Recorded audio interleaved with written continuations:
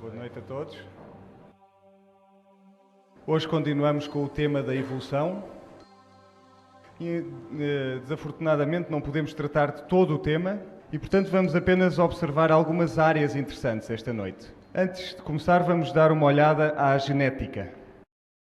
Charles Darwin não sabia nada de genética. A ciência da genética ainda não tinha sido descoberta nessa altura. Quando ele partiu na sua viagem no navio Beagle, o Gregor Mendel tinha feito o seu trabalho, mas esse trabalho estava enterrado numa pilha de pó no mosteiro. Darwin ensinou a sobrevivência dos mais aptos. Ensinou a seleção natural. De acordo com esta teoria, há um conjunto de variedades na natureza e digamos que para a girafa é uma vantagem da seleção natural poder comer nas árvores mais altas, nos ramos mais altos. Portanto, quando havia falta de comida, essas girafas teriam uma vantagem sobre as outras. E, portanto, esta sobreviveria e as outras seriam extintas. Outro homem com o nome de Lamarck ensinou algo diferente.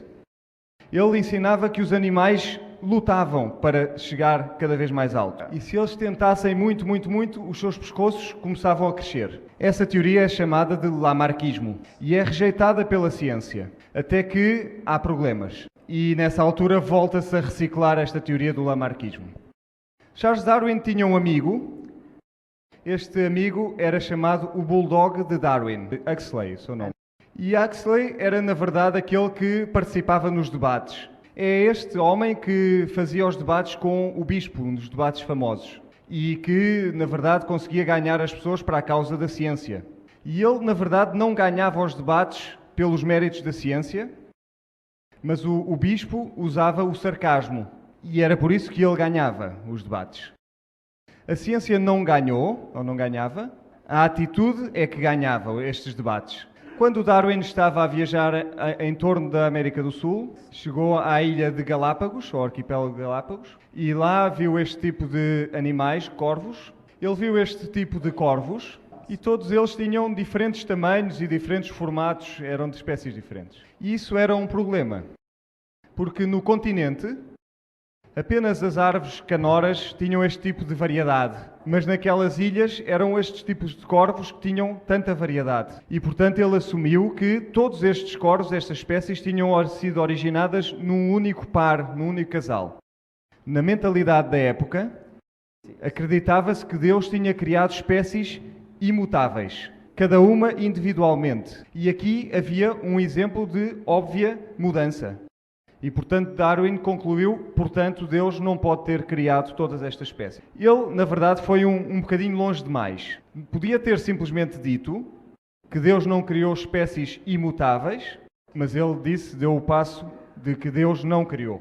E, portanto, quando hoje olhamos para a ciência e perguntamos como é que a vida começou, assume-se que uns gases primitivos terão dado origem a moléculas que surgiram espontaneamente. E pode-se fazer este tipo de experiência, e se pusermos faíscas através desta atmosfera primitiva, encontramos moléculas orgânicas que se formam. Mas temos de ter uma atmosfera redutora. Significa que não pode haver oxigênio naquela atmosfera, porque senão qualquer molécula que se forma é imediatamente destruída. E, portanto, diz que a atmosfera primitiva era constituída por aqueles gases da linha de cima. Reparem que não há oxigênio aqui nesta lista. Existe hidrogênio, amónio, carbono, ou dióxido de carbono, metano, azoto e água. Enquanto a atmosfera atualmente tem oxigênio. Portanto, não funcionava se tivesse oxigênio e, portanto, tem de dizer que não havia oxigênio. Mas não é possível ter vida se não existir água. E aqui há um problema. Porque se temos raios cósmicos a bombardear a Terra e não existe oxigênio, então não temos uma camada de ozono também.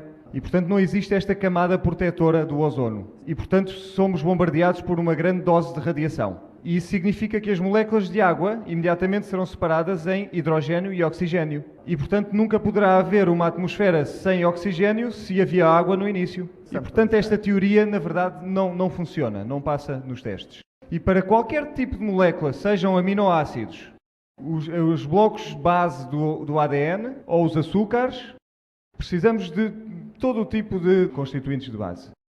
Por exemplo, para os aminoácidos, precisamos de azoto. Se existir azoto, não podemos ter os açúcares. Temos problemas porque não podemos ter as moléculas todas ao mesmo tempo em conjunto. E é preciso que as moléculas, além do mais, se liguem umas às outras neste tipo de formas. E é preciso também que estejam desidratadas, que sejam desidratadas. Mas não podem fazer isto porque elas não foram formadas em água para iniciar a conversa. E além disso, são precisas enzimas também, que não existiam. Portanto, é um problema cada vez maior que está aqui na nossa frente. A probabilidade de conseguir apenas uma simples molécula é cerca de 10 levantado à potência de 80. É mais ou menos a mesma probabilidade que uma bomba que exploda debaixo de um monte de madeira, de uma pilha de madeira, criar aquela casa. Há a explosão e aparece uma casa. Portanto, é altamente improvável. Quando olhamos para a molécula do ADN, aí o problema fica ainda maior. E Darwin não sabia absolutamente nada sobre esta molécula. Ele não sabia nada de genética. Estas moléculas têm de estar na sequência exatamente correta, assim como as palavras num livro têm de estar na sequência correta para fazer frases. Deixem-me ensinar-vos duas palavras. A palavra genotipo, todos os genes que estão no nosso corpo. A palavra fenotipo, que são apenas os genes que são expressos no nosso corpo. A seleção natural, na teoria da evolução, apenas consegue trabalhar com o fenotipo e não com o genotipo. Deixem-me dar-vos um exemplo simples.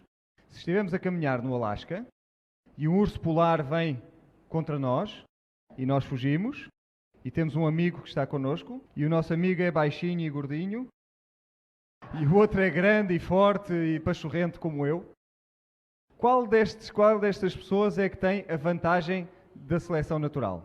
O forte, naturalmente. Qual é a moral desta história? Que devemos andar sempre acompanhados de alguém baixinho e gordinho quando vamos para o Alasca. Portanto, o urso polar apenas se preocupa com o fenotipo, que o baixo e o gordinho não pode correr depressa. Portanto, alterações ao nível do fenotipo acontece por acaso, através de mutações. Como é que apareceram os genes? Através do acaso. Ou foram desenhados, projetados. E, portanto, agora temos uma escolha. Ou apareceram por acaso, ou foram desenhados. Todos os genes que temos no nosso genotipo não são sujeitos à seleção natural. Apareceram por acaso. Quando os genes se exprimem, temos o fenotipo, e aí a seleção natural pode fazer o seu trabalho. É desta forma que funciona. Vamos simplificar. Eu tenho um livro de instruções, um manual de instruções, de como construir um avião. São apenas palavras organizadas numa sequência específica. Isso é o mesmo que o meu genotipo. Quando eu construo o avião, isso é o fenotipo. De acordo com a ciência, como é que apareceu este livro? Como é que foi? Pelo acaso. Apareceu por acaso. E deixem-me dizer-vos que o livro de instruções de como construir um ser humano é muitíssimo mais complexo do que o livro para construir um avião. Provas. Nós conseguimos construir aviões. Não conseguimos criar seres humanos. É demasiado complexo fazer um ser humano. Como é que isto apareceu? Temos duas opções. Acaso ou desígnio. Alguém tem um livro aqui? É um bocadinho fininho, mas serve. O livro com todas as instruções de como construir o avião. E apareceu por acaso. As letras organizaram-se na sequência correta e apareceu o livro.